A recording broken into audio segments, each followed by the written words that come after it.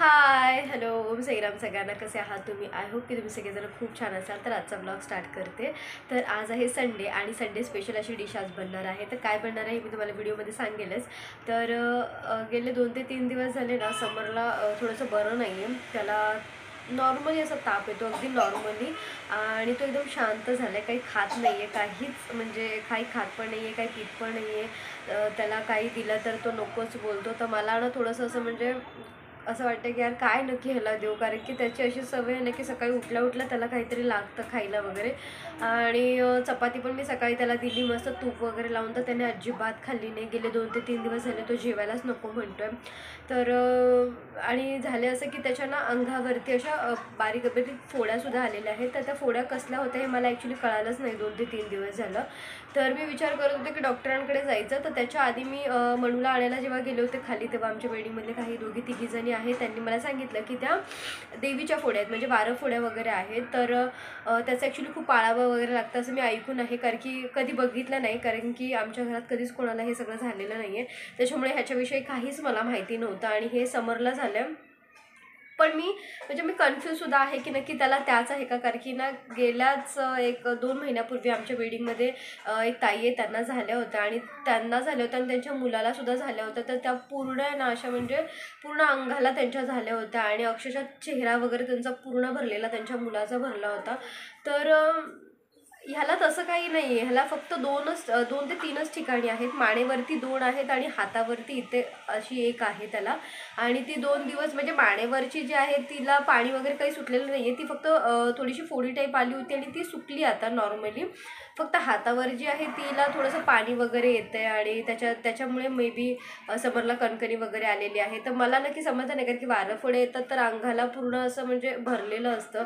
तसं त्याचं काहीच नाही आहे, त्याला कुठेच नाही आहे. त्याला फक्त मानेवरती 2 आलेले आहेत आणि हाताच्या इथे 1 आलेली आहे. तर मी कन्फ्यूज होते की नक्की याला नक्की तेच आहे का. तर मी दोघी तिघींना विचारलं तर त्याहीसुद्धा कन्फ्यूज झाल्या, कारण की याच्या लगेच सुकल्यासुद्धा आणि मलाही काही कळत नव्हतं. तर मला असं वाटलं की त्याला मे बी थोडंसं इन्फेक्शन वगैरे कसलं झालं वगैरे असेल. तर आता विचार करते. म्हणूनचे पप्पा आज ऑफिसला गेलेले आहेत, त्यांचं काम होतं म्हणून. मग ते बोलले की आल्याच्यानंतर आपण त्याला घेऊन जाऊ दवाखान्यात. पण आज संडे आहे तर आज कदाचित डॉक्टरही नसेल, पण मी बघेन त्यांना फोन करून आणि त्यांच्याकडून सल्ला घेईल, कारण की जेव्हाही असं कधी काय होतं तर मी लगेच माझ्या डॉक्टरांना फोन लावते, जो त्यांचा स्पेशालिस्ट डॉक्टर आहे मंथन समरचा. त्यांना फोन लावते आणि त्यांना विचारते की बाय चान्स जर ते नसतील येणार तर मग ते आम्हाला फोनवरती सजेस्ट करतात की तुम्ही हे घ्या, तुम्ही ते घ्या. त्यामुळे मग ते एक प्रॉब्लेम नाही आहे. तर मी विचार करते की आज संडे आहे तर डॉक्टर तर नसतीलच, तर त्यांना फोन लावून म्हणजे त्यांना विचारू की नक्की काय आम्ही करायला पाहिजे.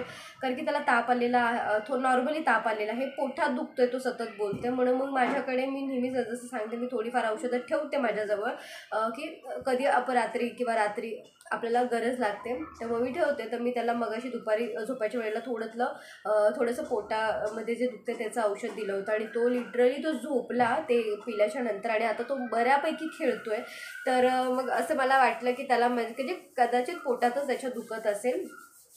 मग मी आता त्याला खेळायला पाहिजे बाहेर पाठवलेलं आहे गॅलरीत, तो खेळतोय. तर मग म्हटलं की चला तोपर्यंत ब्लॉग पण स्टार्ट करून घेते आणि त्याच्यासाठी मस्त असं मटन सूप पण बनवते.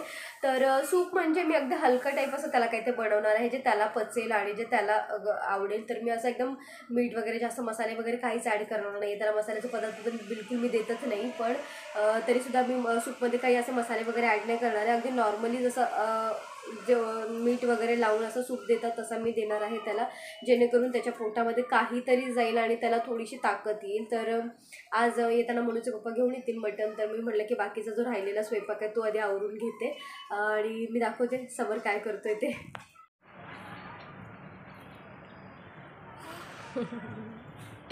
काय करतोय? खेळतोय. बापरे, आता आवाज मोठा आला रे तुझा. समर काय करतोय? खेळतोय. ते बटन कोण लावणार? इथले बटन कुठे लावणार? कधी लावणार?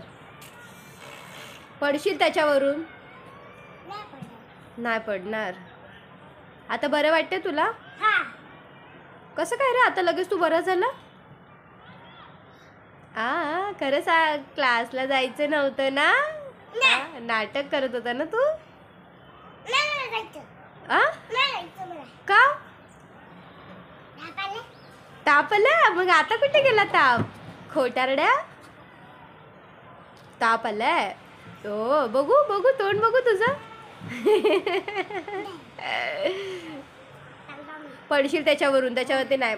तर त्याने बघा खेळायला इथे ड्रम घेतला. ॲक्च्युली त्याला बसायचं होतं. मगाशी मी सकाळी त्याला उन्हामध्ये इथे बसवलेलं आणि इथून खूप छान आमच्या इकडे असा सूर्य येतो.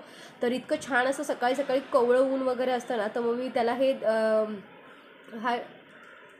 हा ड्रम काढून दिला होता आणि त्याला म्हटलं की तू इथेच बस. आणि त्याला असाच उघडा वगैरे बसवलेला. त्याला बोललं तुझी सूर्याची किरणं वगैरे त्याच्या अंगावरती पडू दे म्हणून त्याला इथेच बसवला होता. आणि आमच्या इथे ना, इथे तुम्हाला दिसत असेल खाली पत्रे वगैरे मारलेले आहेत आणि घरे टाईप असं काहीतरी शेड केलेलं आहे तिथे. मी तुम्हाला दाखवते, ते बघा.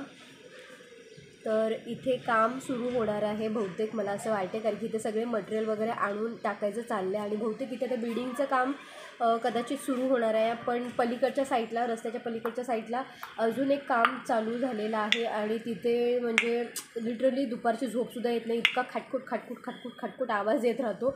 इतका इरिटेट होतं ना, म्हणजे दुपारची अक्षरशः झोप भेटत नाही मला. आणि ते तर आहे रस्त्याच्या पलीकडे म्हणा, पण आता इथे जस्ट काम सुरू झाल्याच्या नंतर मला तर वाटतं की माझं डोकंच कामातूनच जाणार आहे. इतका आवाज येतो ना की काही सांगायचंच, म्हणजे काही सांगूच नाही शकत, इतका आवाज येतो. तर आता समर तर इथे बसला, इथे खेळतोय, एन्जॉय करतोय गार्डनमध्ये. मुलं बघतोय कशी खेळतात. दादा तर झोपलेला आहे आणि मी काही त्यांना ह्या टाईमला घेऊन नाही. तर हे बघा, आता ही ना खाली बसली आहे, पण ह्याला पाणी सुटलं होतं गेले 2 दिवस. त्याच्यानंतर ही आता जरा म्हणजे कमी झाली आहे, सुकली आता बऱ्यापैकी, इथे झालेली आहे. आणि इथे बघा हातावरती एक आहे त्याच्या, ही फक्त एकच आहे. आणि ही अशी म्हणजे ही थोडीशी ओलसर आहे, थोडंसं पाणी आहे त्याच्यावरती. हे बघा, आता ही पण मला वाटतं सुखायला लागले.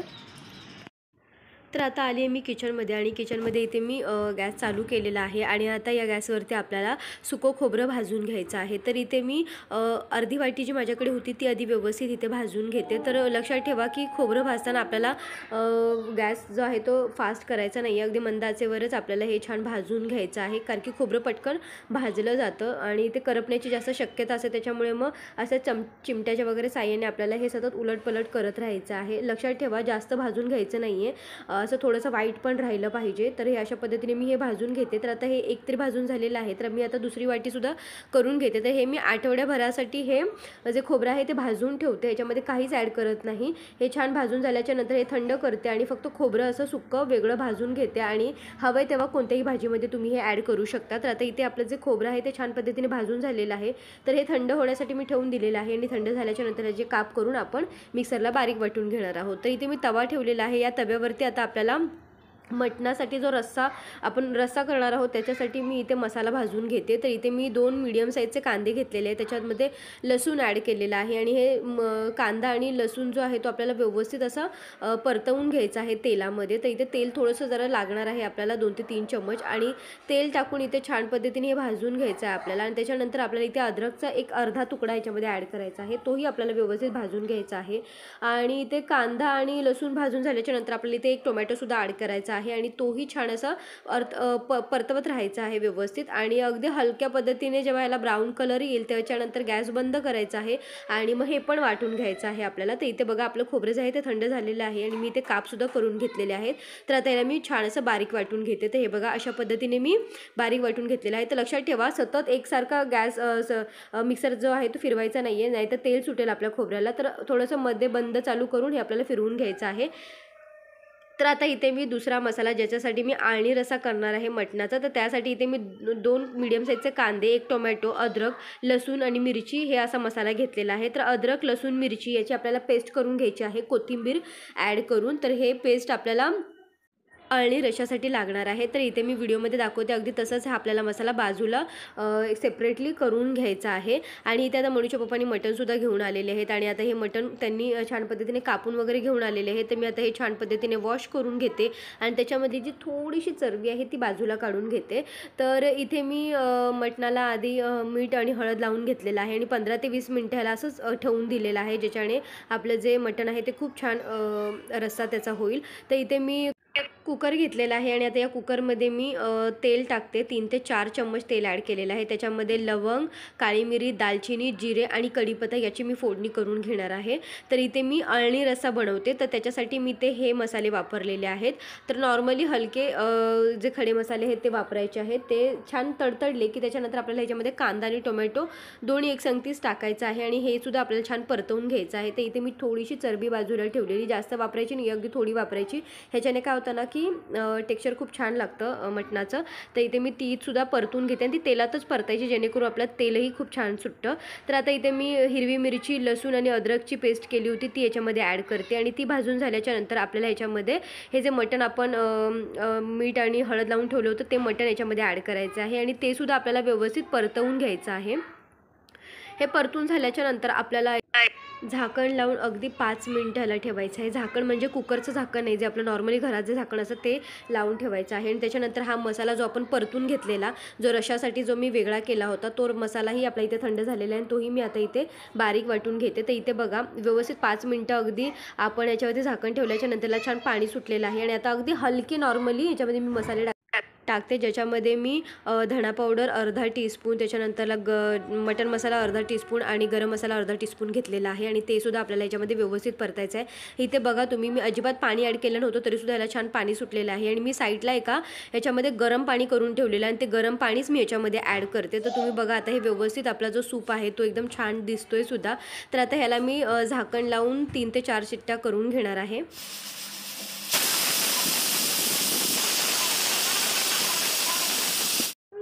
तर आता इथे आपल्या कुकरच्या 4 शिट्ट्या झालेल्या आहेत आणि आता मी दुसरी कढई घेतलेली आहे ज्याच्यामध्ये आता आपण रस्सा करणार आहोत तिखटवाला.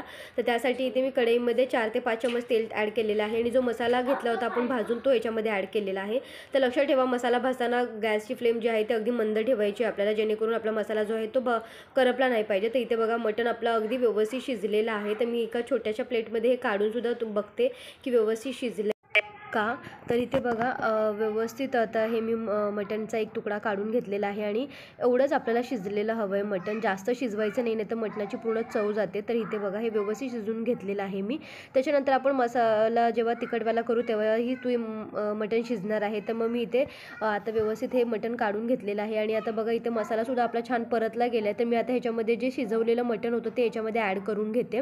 पाणी लगेच टाकायचं नाही आहे, अळणी पाणी जे आपण केलेलं आहे ते याच्यामध्ये टाकायचं नाही आहे लगेच. तर मटण टाकल्याच्या नंतर आपल्याला इथे मसाले परत ॲड करायचे आहे, ज्याच्यामध्ये धना पावडर मी जरा जास्त घेतलेली आहे, गरम मसाला जास्त घेतलेला आहे आणि मटण मसाला घेतलेला आहे आणि कांदा लसूण मसाला घेतलेला आहे. तर तिखट तुम्ही तुमच्या आवडीनुसार कमी जास्त करू शकता. तर इथे बघा आता मी व्यवस्थित करून घेतलेला आहे आणि आता आपण हा जो रस्सा आहे जो अळणी केलेला आहे तो मी थोडासा इथे मंथन आणि समरसाठी काढून घेते आणि आता हेच पाणी आपल्याला या मटणामध्ये ॲड करायचं आहे, जेणेकरून चव अगदी मस्त आणि छान लागते. तर जेव्हा अळणी रस्सा कराल तेव्हा गरम पाणी थोडंसं जास्त होता, म्हणजे काय होईल की तेच पाणी आपल्याला या मटणामध्ये यूज करता येईल. तर इथे बघा आपला जो मटण आहे त्याला इतकी छान तर्री आलेली आहे. तर आता शेवटी आपल्याला अगदी शेवटी याच्यामध्ये जे आपण खोबरं वाटून घेतलं होतं सुकं, तर ते याच्यामध्ये ॲड करायचं आहे आणि हे छान असं मिक्स करून घ्यायचं आहे आणि परत 10 ते 15 मिनटं याला असंच आपल्याला शिजवून घ्यायचं आहे. आणि इथे बघा आपला जो मटणाचा रस्सा आहे तो अगदी मस्त इथे झालेला आहे. तर इथे फायनली आपलं ताट सजलेलं आहे, ज्याच्यामध्ये एकामध्ये तिखटवाला रस्सा आहे मटणाचा, एकामध्ये अळणी रस्सा आहे, चपाती आहे, भात आहे, कोशिंबीर आहे. तर असं मस्त असं हे मी बनवलेलं आहे. तर इथे तुम्हाला दिसतंय इथे मटणाचा रस्सा इतका सुंदर दिसतोय, इतका सुंदर दिसतोय ना, वाव, म्हणजे अक्षरशः तोंडाला पाणी सुटलं होतं माझ्या. पण आता हे जो अळणी रस्सा आहे तो मी मंथन आणि समरसाठी बाजूला काढणार आहे. तसं तर माझी मुलं दोन्हीही तिखट खातात, खूप आवडीने खातात. तर इथे मनूला थोडंसं सूप यायचं होतं म्हणून मग मी मंथनसाठी सूप दिला होता आणि ही नळी जी आहे ती मंथनची आवडीची आहे, त्यामुळे मंथनला ही मी ठेवली होती. तर आता हे तर ताट आपल्याला असं बघायला खूप छान वाटतं, पण आमच्याकडे असं मस्त चुरून वगैरे खातात. तर आता इथे मी मनूच्या पप्पांसाठी ताट घेते आणि त्यांना मस्त अशी चुरून देणार आहे मी चपाती. खरं तर मला आज भाकरी करायची होती, म्हणजे भाकरीचं पीठ अक्षरशः नेमकं आजच संपलं आणि त्याच्यामुळे मग भाकरी करता नाही आली. तर मनूचे पप्पा बोलले की ठीक आहे आपण चपाती खाऊया. पण मला खरं तर म्हणजे मनूच्या पप्पांनासुद्धा आणि मलासुद्धा ह्याच्यासोबत भाकरी आवडते. तांदळाची भाकरी असू दे, बाजरीची असू दे, ज्वारीची असू दे, आम्ही सगळ्या प्रकारच्या भाकऱ्या खातो. तर इथे मी मनूच्या पप्पांना ताटामध्ये असं देत होते सेपरेटली, कारण की त्यांना चुरून खायला खूप आवडतं. तर इथे मनूचे पप्पा आता खाणार आहेत.